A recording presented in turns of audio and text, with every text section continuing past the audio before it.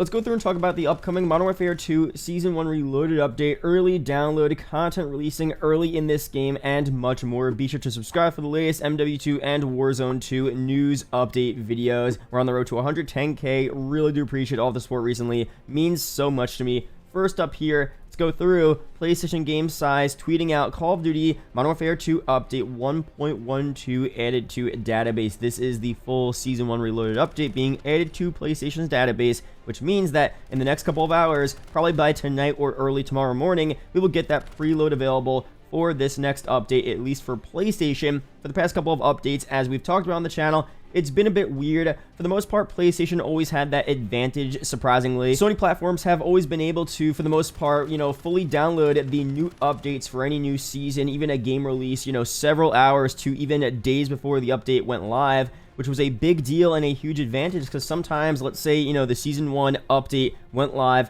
at 1 p.m. Eastern Time. Sony platforms, PS4, PS5, were already able to fully download the update, and when 1 p.m. Eastern arrives, the update is live, and they could immediately play. But for Xbox and PC, you would have to start downloading the update at 1 p.m. Eastern, and then wait, depending on your internet, a couple of hours for the update to download, and then you would play, hours after everyone's already been playing on PlayStation. So I'm on PC. That's happened to me a couple of times, and it really does suck. If you're a casual player and you don't want to play right when the update goes live, and you don't mind waiting 12 hours a day later to play the new content, I guess it's not a big deal, but for us hardcore Call of Duty fans, that's a big deal. So having preloads available early on PlayStation does kind of suck, especially coming from a PC player and an Xbox player like other people as well. Although recently it's been getting a bit better. For Season 1, most people were able to preload the update. It was a day before. If you guys remember, the preload was delayed, but you were still able to do it early. So again, be sure to update us in the comment section down below when exactly you get the preload for this update, and especially what platform are you on. But hopefully all platforms are able to fully preload ahead of schedule, earlier than expected,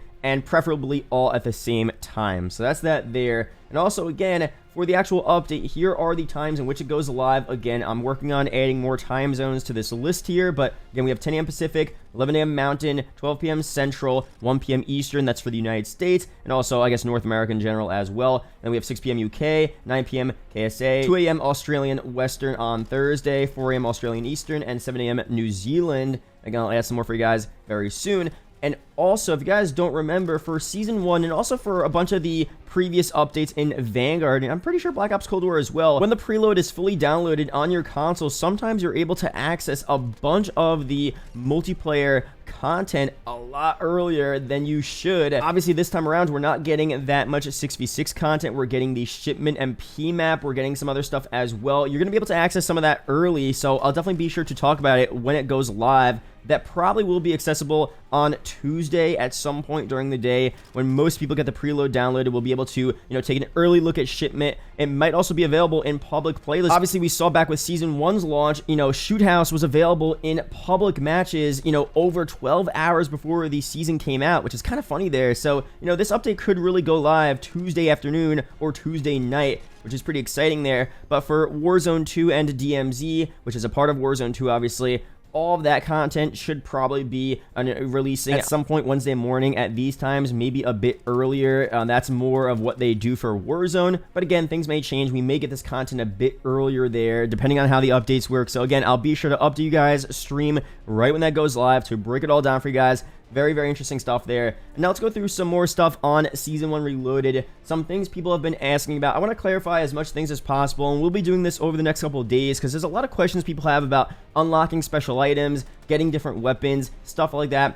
First one here, I'll have separate videos going through how to, actually complete the raids, get the raid key to get access to the Special Op Raids update, Episode 1, how to get all that stuff done. It's a little confusing if you guys didn't read the blog post or watch my previous video, but the Ghost of Hope goes through some stuff here. Just an FYI, but if you plan to do the DMZ challenge for getting a raid key next week with Season 1 Reloaded, do keep in mind that you need to do the final exfil in the DMZ match and not just a random one during the match to get a key. So again, you need to do a challenge to actually get the raid key, and one of the challenges you can do is actually exfil with, I think it's $30,000 from DMZ. You need to exfil at the final exfil helicopter in DMZ, not just one, right at the beginning of the game. because that would be too easy. So you have to wait till the end of the game there. And obviously I'll go through how to do that when the raids update releases next week. But, you know, just little stuff like that you may not be aware of that you have to know to actually get the raid key there to eventually complete the raids in, you know, Spec Ops. So some stuff there. And also unlocking items, there's been some confusion as well. So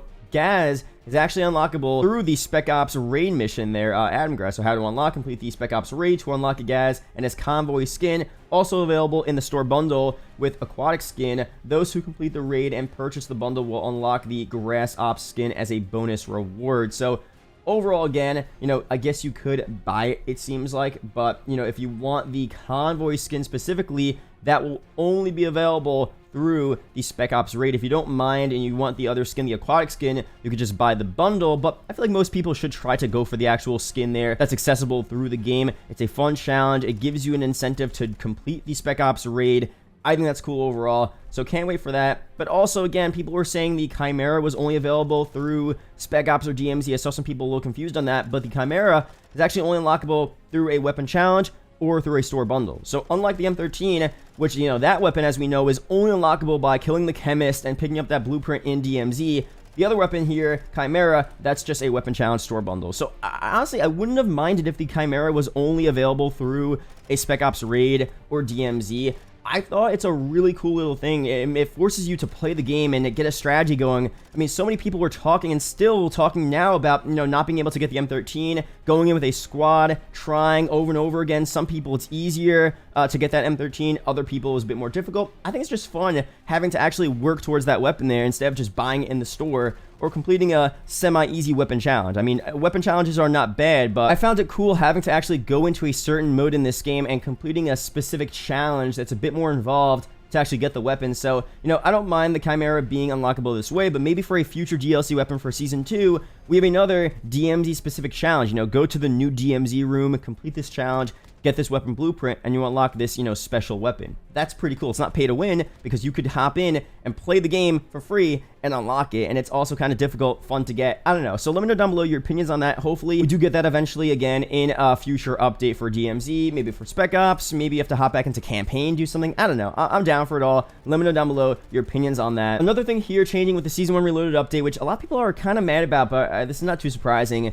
LA Thieves skin nerf. Here is the previous one, very similar to the Rose skin blacked out. A lot of you guys were saying this isn't that OP since the game is a bit brighter and visibility is a lot better in Warzone, but that's the old one. Here's the new one, a lot more red. So if you guys thought this wasn't pay to win before, it's definitely not pay to win now because they're making it a lot more visible there with a huge red vest or whatever it's called. I mean, obviously, if you bought this, you know, this is kind of unfortunate. It says in the terms and conditions, though, Activision may update, replace, or remove this in-game item at any time. So I guess it's in the terms that this skin could change at any point in time, which does suck. And I'm pretty sure on PlayStation and on Steam, you could actually refund up to 2 weeks after purchase.